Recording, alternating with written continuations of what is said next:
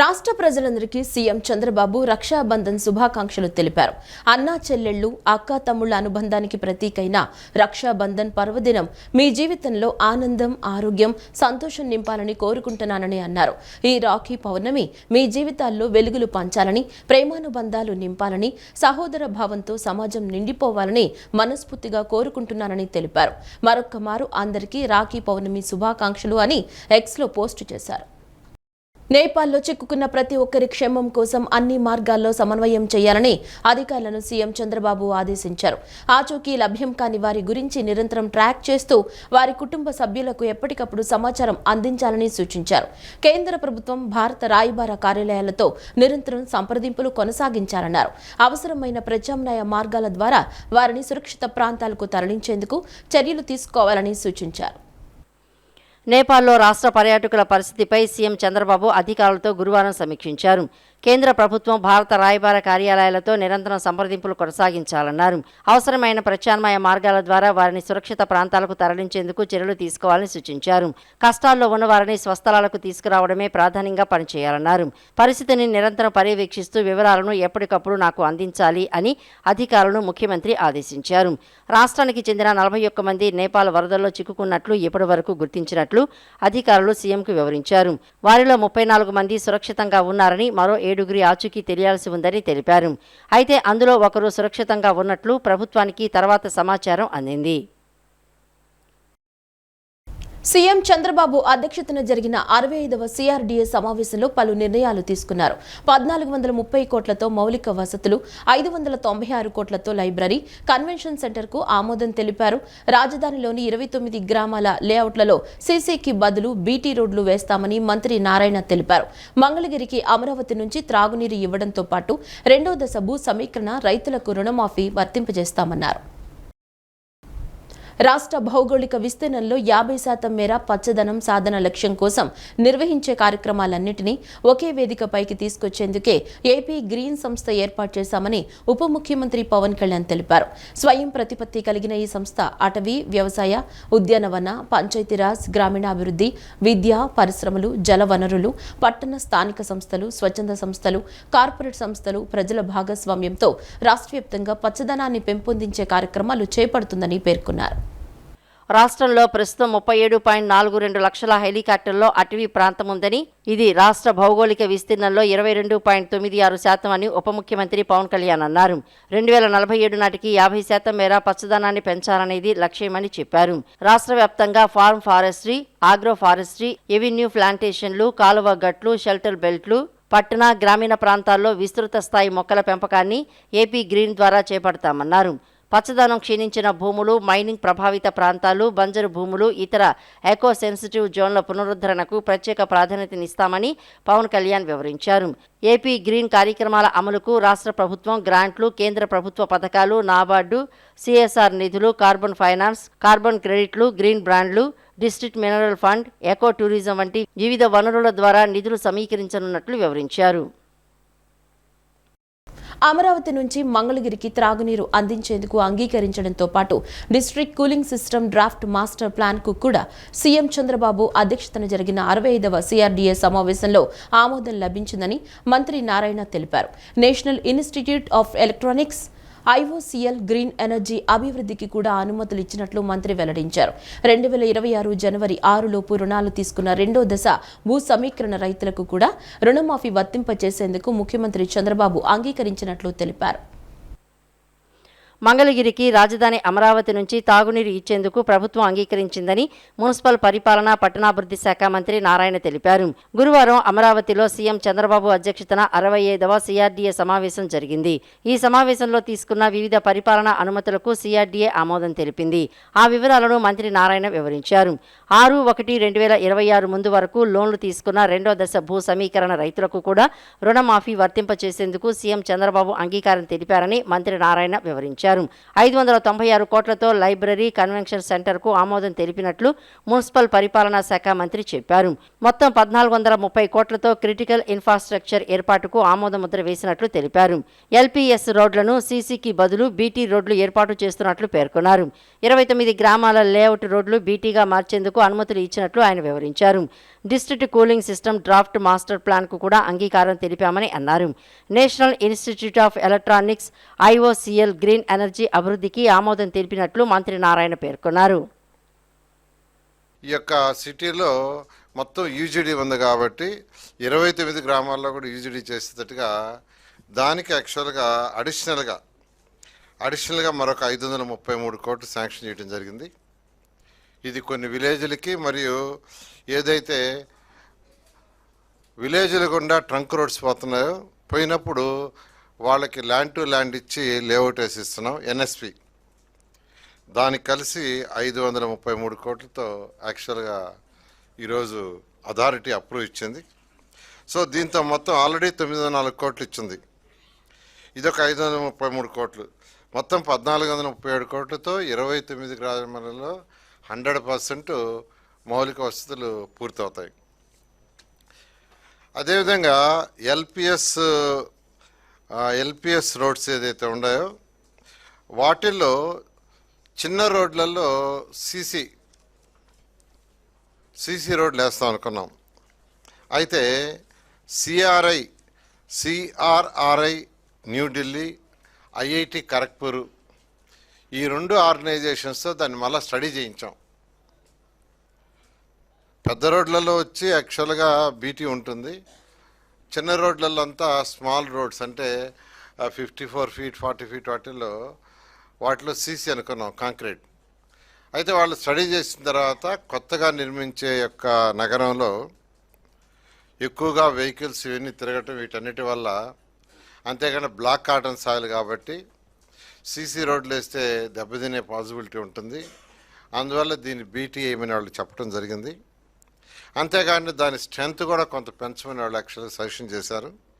So ఏదైతే 29 గ్రామాల్లో layouts roads వేస్తున్నాం అక్కడ BT చేయడానికి యాక్చువల్గా ఈరోజు ఈరోజు అథారిటీ అప్రూవల్ ఇవ్వడం జరిగింది.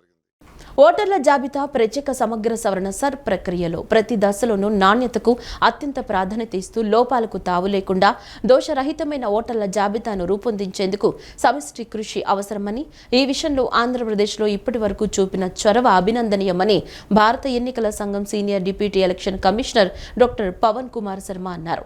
రాష్ట్ర వ్యాప్తంగా ఇప్పటి వరకు 43,71,397 నోటీసులు పంపిణీ కాగా 16,23,774 నోటీసులపై క్షేత్రస్థాయిలో విచారణ పూర్తయింది.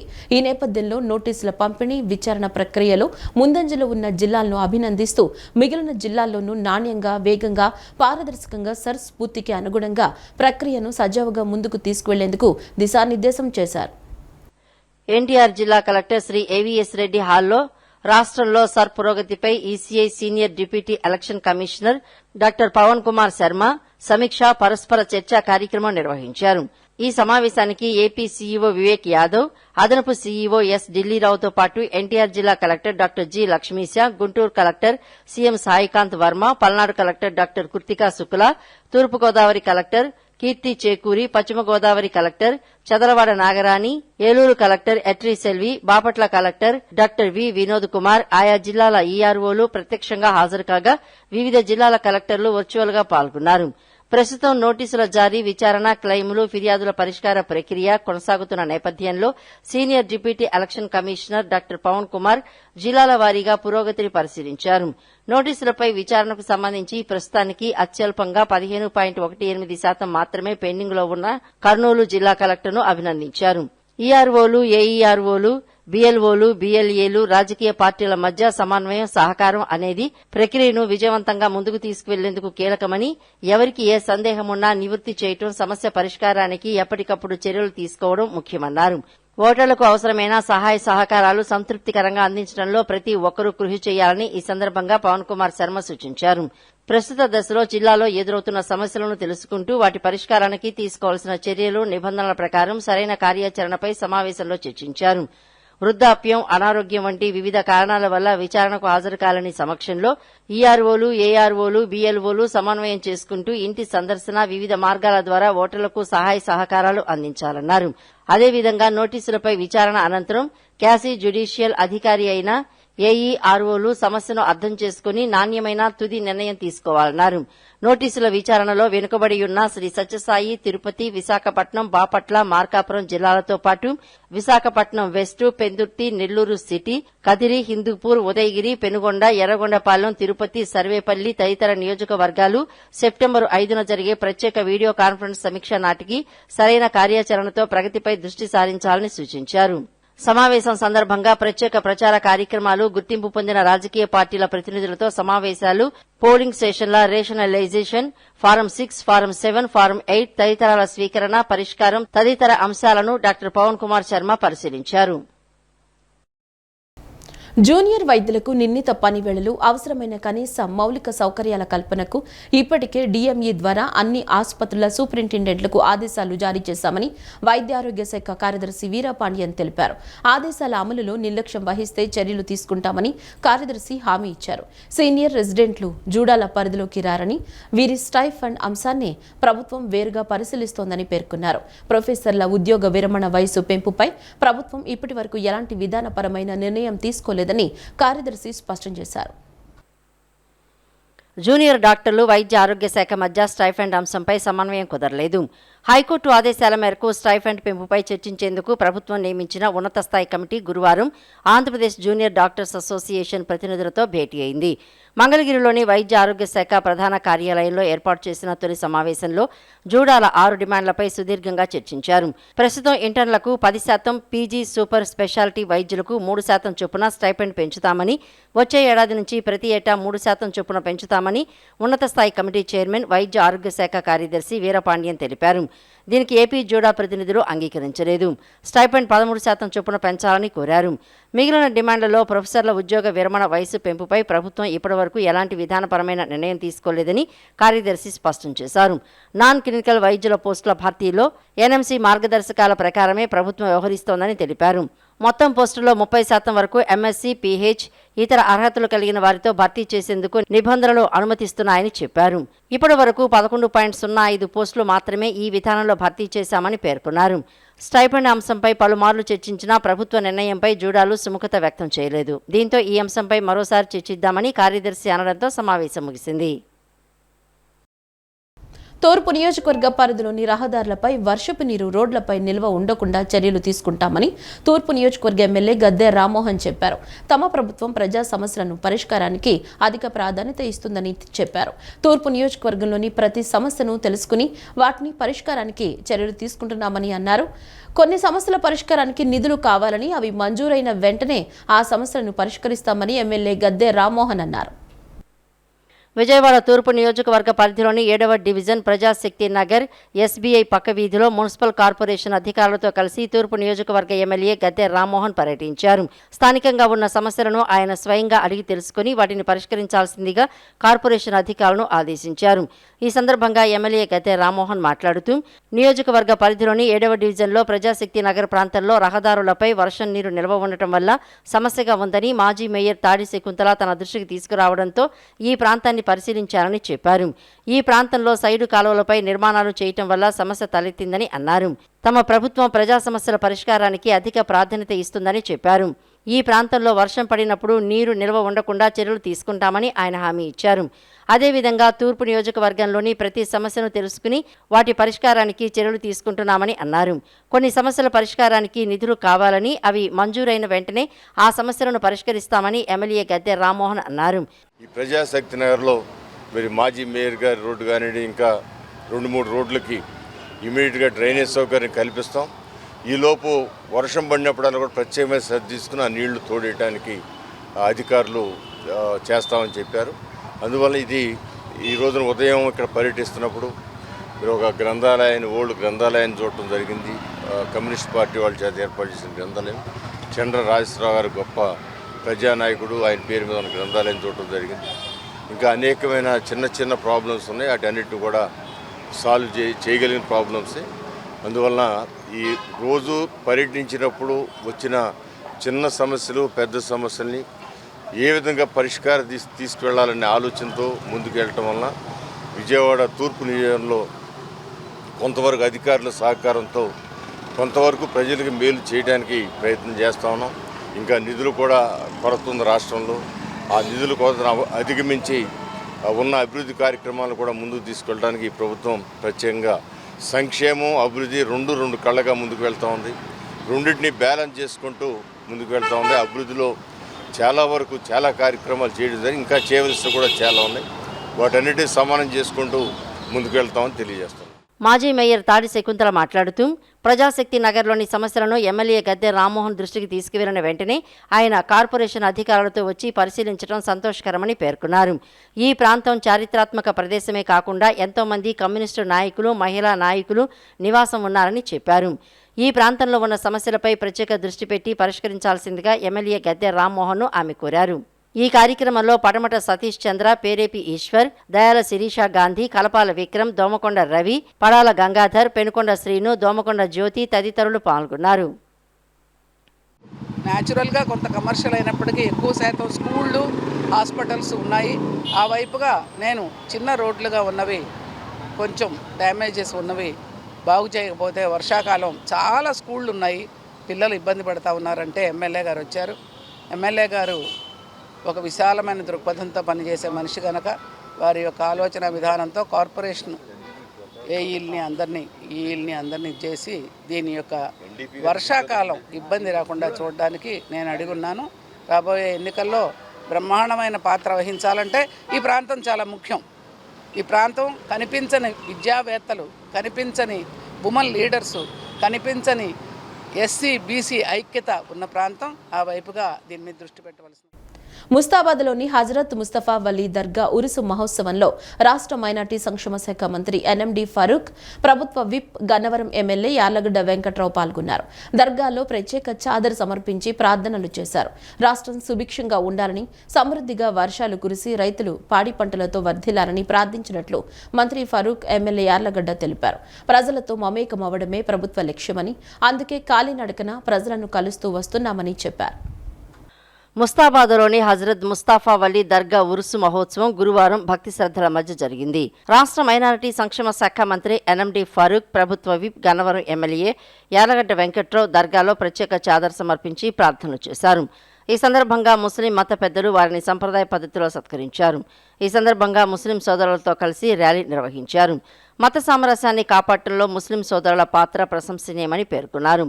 ముస్తాబాద అభివృద్ధికి కూటమి ప్రభుత్వం ప్రత్యేక ప్రాధాన్యం ఇస్తోందని యార్లగడ్డ వెంకట్రావు తెలియజేశారు. కేవలం 45 రోజుల్లోనే గన్నవరం నియోజకవర్గానికి కూటమి ప్రభుత్వం 110 కోట్లు నిధులు మంజూరు చేసిందని చెప్పారు. ముస్తాబాదాలో ఇప్పటికే 5.38 కోట్లతో అభివృద్ధి పనులు పూర్తి చేశామని, ఇళ్ల పట్టాల రిజిస్ట్రేషన్లతో కలిపి 11.68 కోట్ల మేర ప్రయోజనం కల్పించినట్లు వెల్లడించారు. 40 ఏళ్లుగా ఆక్రమణలో ఉన్న వారికి జీవో 30 కింద ప్రభుత్వమే రిజిస్ట్రేషన్ ఫీజు చెల్లించి పట్టాలు అందించిందన్నారు. గ్రామంలో సీసీ రోడ్లకు 1.02 కోట్లు, సీసీ డ్రైన్లకు 10 లక్షలు, జల్ జీవన్ మిషన్ పనులకు 40 లక్షలు ఖర్చు చేసినట్లు తెలియజేశారు. విద్యుత్ సమస్యల పరిష్కారానికి 70 లక్షలతో కొత్త విద్యుత్ స్తంభాలు, ట్రాన్స్ఫార్మర్లు ఏర్పాటు చేశామన్నారు. ముస్తాబాద ప్రాథమిక ఆరోగ్య కేంద్రాన్ని సామాజిక ఆరోగ్య కేంద్రంగా అభివృద్ధి చేస్తున్నట్లు తెలిపారు. వీరపనేని గూడెం, నిడమానూరులో షాదీఖానాల నిర్మాణంతో పాటు దర్గాకు ప్రత్యేక రహదారి ఏర్పాటు చేయాలన్న ఎమ్మెల్యే వినతిపై మంత్రి ఫరూక్ సానుకూలంగా స్పందించారు. కార్యక్రమంలో ఉర్దూ అకాడమీ చైర్మన్ షుబ్లీ, దర్గా పెద్దలు అల్తాఫ్ రాజా, స్థానిక నాయకులు, ముస్లిం సోదరులు పాల్గొన్నారు. అనంతరం ముస్తాబాద గ్రామంలో 17.5 లక్షల వ్యయంతో నిర్మించిన పలు అంతర్గత సీసీ రోడ్లను మంత్రి ఫరూక్తో కలిసి ఎమ్మెల్యే యార్లగడ్డ వెంకట్రావు ప్రారంభించారు. ఆ తర్వాత కూటమి ప్రభుత్వం 2 ఏళ్ల సంక్షేమ అభివృద్ధి కార్యక్రమంలో భాగంగా గ్రామంలో గడప గడపకు తిరుగుతూ ప్రభుత్వం అమలు చేసిన సంక్షేమం, అభివృద్ధి కార్యక్రమాలను కరపత్రాల ద్వారా ప్రజలకు వివరించారు. కార్యక్రమంలో స్థానిక నాయకులు, కార్యకర్తలు తదితరులు పాల్గొన్నారు.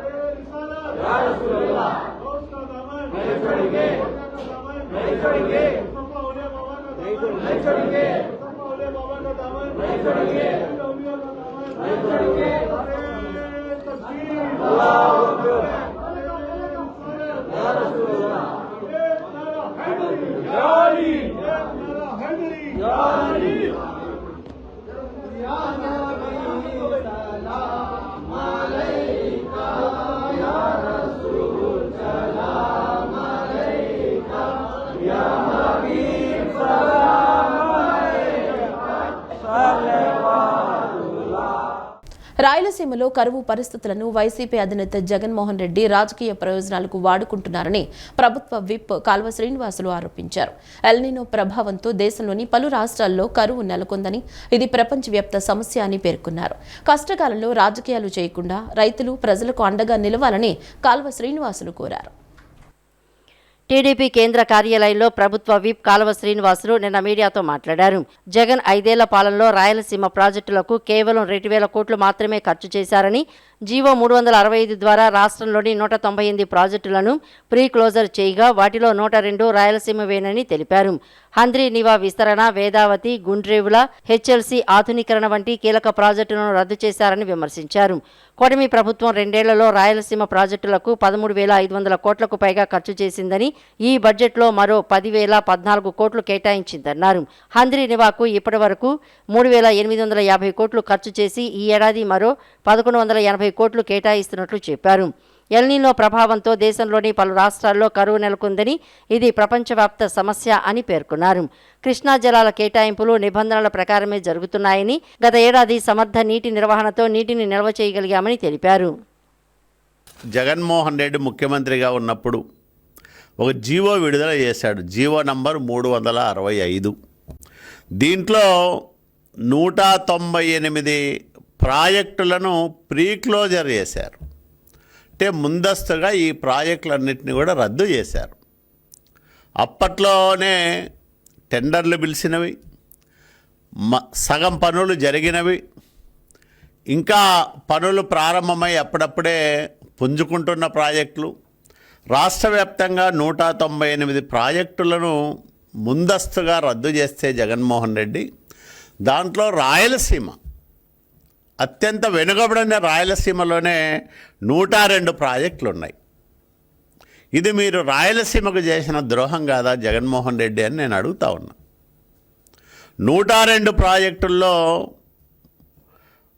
దాంట్లో హంద్రీనివా విస్తరణ ఉంది, అట్లాగే వేదవతి కానీ, గుండ్రేవులు కానీ, ఇట్లాంటి అనేక ప్రాజెక్టులు జగన్మోహన్ రెడ్డి రద్దు చేసిన జాబితాలో ఉన్నాయి. హంద్రీనివా కాలువ వెడల్పును రద్దు చేశారు. అట్లాగే హెచ్ఎల్సి కాలువ ఆధునీకరణ పనులను కూడా రద్దు చేశారు. అంటే దశాబ్దాల కాలంగా అనంతపురము, అట్లాగే కర్నూలు, కడప జిల్లాల నీటి అవసరాలు తీరుస్తున్న తుంగభద్ర ఎగువ కాలువ భవిష్యత్తును ఫలంగా పెట్టడానికి జగన్మోహన్ రెడ్డి ఆ రోజు సాహసించాడు. మరి ఈరోజు వాటన్నిటినీ బాగు చేస్తూ ఉంది చంద్రబాబు నాయుడు గారి నాయకత్వంలోని కూటమి ప్రభుత్వం. హంద్రీనివాకు మునిపెన్నడూ లేని విధంగా ఈరోజు 3,850 కోట్లు ఖర్చు పెట్టాం 2 ఏళ్లలో. ఈ సంవత్సరం మరో 1,180 కోట్ల రూపాయలు స్టేజ్ 2కు ఖర్చు పెట్టబోతా ఉన్నాం. ఆంధ్రప్రదేశ్, తెలంగాణ రాష్ట్రాలకు కలిపి ఇప్పటి వరకు ఎన్సీసీ డైరెక్టరేట్ ఉందని, ఆంధ్రప్రదేశ్ రాష్ట్రానికి విడిగా ఎన్సీసీ డైరెక్టరేట్ ఏర్పాటుకు కేంద్ర ప్రభుత్వం డీజీ ఎన్సీసీ ప్రక్రియ చేపట్టిందని AP and Telangana NCC directorate deputy director general air commodore Narasimha Sailani తెలిపారు. మరో 3 నెలల్లో గుంటూరు కేంద్రంగా తొలుత ఎన్సీసీ ఏపీ డైరెక్టరేట్ను ఏర్పాటు చేస్తామన్నారు. నూతన రాజధాని అమరావతిలో మౌలిక సదుపాయాలు అన్ని కల్పించిన తరువాత ప్రభుత్వ సహకారంతో అక్కడికి మారుస్తామని చెప్పారు. రాష్ట్ర విద్యాశాఖ మంత్రి నారా లోకేష్ ను కలిసి డైరెక్టరేట్ ఏర్పాటు గురించి మాట్లాడడం జరిగిందని, డైరెక్టరేట్ ఏర్పాటుకు అవసరమైన పూర్తి సహాయ సహకారాలను ప్రభుత్వం నుంచి అందిస్తామని హామీ ఇచ్చారన్నారు. ఆల్వింగ్ inter director service shooting championship AWID SSE 2026లో పాల్గొనే ఆంధ్రప్రదేశ్ మరియు తెలంగాణ ఎన్సీసీ డైరెక్టర్ క్యాడెట్ల టీ-షర్ట్ ఆవిష్కరణ కార్యక్రమం విజయవాడ కానూరులోని Prasad V Potluri Siddhartha institute of టెక్నాలజీలో గురువారం ఘనంగా నిర్వహించారు. AP and Telangana NCC deputy director general air commander Narasimha Sailani, టీ షర్ట్లను ఆవిష్కరించారు. Kakinada NCC group commander colonel Rithin Mohan Agarwal ఆధ్వర్యంలో జరిగిన ఈ కార్యక్రమంలో క్యాడెట్లు ప్రదర్శించిన కూచిపూడి, లెజిమ్, బాంగ్రా, ఫ్యూజన్ డాన్స్ వంటి సాంస్కృతిక కార్యక్రమాలు ఆకట్టుకున్నాయి. కాకినాడ ఎన్సీసీ గ్రూప్ చరిత్రలో తొలిసారిగా ఇన్స్టిట్యూషనల్ ఎక్సలెన్స్ అవార్డులను అందజేశారు. Shri Prakash synergy school, Sasi institute of technology and engineering, Swarnandhra college of engineering and technology, Aditya engineering college, Shri Vishwashanti స్కూళ్లకు deputy director general air commander Narasimha శైలాన్ని చేతుల మీదుగా వివిధ విభాగాల్లో ఈ అవార్డులు ప్రదానం చేశారు. కాకినాడ ఎన్సీసీ గ్రూప్ పరిధిలోని ఉత్తమ సిబ్బంది, ఏఎన్ఓస్ మరియు పీఐ స్టాఫ్ కు వారి సేవలను గుర్తిస్తూ ప్రొఫెషనల్ ఎక్సలెన్స్ అవార్డులు ప్రదానం చేశారు. అనంతరం deputy director general air commander Narasimha Sailani మాట్లాడుతూ ఎన్సీసీ క్యాడెట్లకు ఉత్తమ శిక్షణ అందించేందుకు ఎన్సీసీ ట్రైనింగ్ అకాడమీలను స్థాపించాల్సిన అవసరం ఉందని, అకాడమీ ఏర్పాటుకు ప్రభుత్వానికి ప్రతిపాదనలు పంపించామని, సానుకూల స్పందన వస్తుందని ఆశిస్తున్నట్లు తెలిపారు. ఆంధ్రప్రదేశ్ అండ్ తెలంగాణ ప్రాంతానికి చెందిన 35 మంది క్యాడెట్లు ఆగస్టు 31 నుంచి సెప్టెంబర్ 11 వరకు ఢిల్లీలో జరిగే AWIDSSC 2026 పోటీల్లో పాల్గొంటారని చెప్పారు. జాతీయ స్థాయిలో 17 డైరెక్టరేట్లు నుంచి క్యాడెట్లు వివిధ విభాగాల్లో ఈ పోటీలో పాల్గొంటున్నాయని, ఏపీ అండ్ తెలంగాణ డైరెక్టరేట్ల క్యాడెట్లు ఉత్తమ ప్రతిభ కనపరుస్తారని ఆశిస్తున్నట్లు పేర్కొన్నారు. మరో 3 నెలల్లో ఆంధ్రప్రదేశ్ డైరెక్టరేట్ ను గుంటూరులో ఏర్పాటు చేస్తున్నట్లు తెలిపారు. ఎన్సీసీ శిక్షణ ద్వారా విద్యార్థుల్లో క్రమశిక్షణ, నాయకత్వం, ఆత్మవిశ్వాసం, సేవాభావం పెంపొందుతాయని తెలియజేశారు. మారుతున్న పరిజ్ఞానానికి అనుగుణంగా క్యాడెట్లకు drone training, cyber training, adventure activities లో శిక్షణ అందిస్తున్నామని చెప్పారు. టీబీ ముక్త్ భారత్, వందే భారత్, స్వచ్ఛ సాగర్ అభియాన్ వంటి సామాజిక సేవా కార్యక్రమాల్లో కూడా పాల్గొంటున్నట్లు తెలియజేశారు. You must be wondering about Andhra Pradesh as a separate directorate, so I'll give you an update on that also. The government has given clearance for separate Andhra Pradesh directorate for the NCC, and we have carried out all the groundwork. We are in advanced stages of preparation. The infrastructure that is supposed to be provided by the state has been promised to us. I have personally met the Honorable Education Minister Nara Lokesh Garu. He has given us full support, and he is also very positive about the formulation of whatever needs to be done for creating this Andhra Pradesh Directorate. The central government and the DG NCC have already put things in motion, and we are moving at a good pace. Hopefully in another 2 months' time, maximum 3 months, we should have the Andhra Pradesh Directorate up and about. We are forming it initially in Guntur, and once the capital comes up, it will shift to capital region as per availability of. Gannavaram మండలం చినౌటుపల్లి గ్రామంలో 3 కోట్లతో ఏర్పాటు చేసిన SV badminton అరేనాను AP ప్రభుత్వ whip Gannavaram MLA Yarlagadda Venkatrao నిన్న ప్రారంభించారు. అనంతరం కొద్దిసేపు షటిల్ ఆడి క్రీడాకారులను ఉత్సాహపరిచారు. ఈ సందర్భంగా ఆయన మాట్లాడుతూ గన్నవరంలో ఇలాంటి అత్యాధునిక ఇండోర్ బ్యాడ్మింటన్ వేదిక ఇప్పటి వరకు లేకపోవడం ఇప్పుడు అందుబాటులోకి రావడం సంతోషంగా ఉందన్నారు. ఈ అరేనాను ఏర్పాటు చేసిన అనిల్ కుమార్ ను అభినందించారు. గతంలో పంచాయతీ స్థలంలో క్రికెట్ బాక్స్ ఏర్పాటు కావటం, ఇప్పుడు 3 కోట్లతో కూడిన ఆధునిక బ్యాడ్మింటన్ కోర్టు రావటం గన్నవరం క్రీడారంగ అభివృద్ధికి నిదర్శనమన్నారు. గన్నవరం స్థాయికి మించిన సౌకర్యాలతో ఈ వేదికను తీర్చిదిద్దారని పేర్కొన్న ఆయన యువత పెద్ద ఎత్తున వినియోగించుకోవాలని కోరారు. ఇటువంటి క్రీడా వేదికలను ప్రోత్సహిస్తే భవిష్యత్తులో మరిన్ని ఆధునిక సౌకర్యాలు వచ్చే అవకాశం ఉంటుందని చెప్పారు. ఇండోర్ క్రీడా సౌకర్యాన్ని అందుబాటులోకి తీసుకొచ్చిన నిర్వాహకులకు కృతజ్ఞతలు తెలిపారు. ఈ కార్యక్రమంలో స్థానిక నాయకులు, క్రీడాకారులు తదితరులు పాల్గొన్నారు. ఎస్వి బ్యాడ్మింటన్ ఏరియా కోర్ట్ 3 కోట్లు ఇప్పటి వరకు గన్నవరంలో లేని పరిస్థితి. ఈరోజు ప్రారంభించినందుకు ఆనందంగా ఉంది. ఇది ఏర్పాటు చేసిన నర్రా అనిల్ కుమార్ గారిని అభినందిస్తూ, గన్నవరంలో గతంలో పంచాయతీ సైట్లో క్రికెట్ బాక్స్ పెట్టిన పరిస్థితి, తర్వాత శ్రీకాంత్ గారు ఇంకో క్రికెట్ బాక్స్ ఓపెన్ చేసిన పరిస్థితి, అంతకుముందు బ్యాడ్మింటన్ కోర్టు కూడా ఉంది. ఇప్పుడు ఇది ఆల్మోస్ట్ అత్యాధునికంగా గన్నవరంకి స్థాయికి మించే పెట్టారని అనుకుంటున్నా. ఈ అవకాశాన్ని యూత్ అంతా వాడుకోవాల్సిందిగా మీ ద్వారా విజ్ఞప్తి చేస్తూ, వీటిని ఎంకరేజ్ చేసి బాగుంటే ఇంకా మరిన్ని వచ్చే అవకాశం ఉంది. కాబట్టి యూత్ని కోరుతున్నా, మీరు ఏ టైంలో వచ్చినా మీరు ఆడుకోవచ్చు. అలాగే ఇండోర్ ఫెసిలిటీ కూడా గన్నవరంలో ఏర్పాటు చేసినందుకు మరోసారి నిర్వాహకుల్ని అభినందిస్తూ ధన్యవాదాలు. ఈ వార్తలు ఇంతటితో సమాప్తం. నమస్కారం.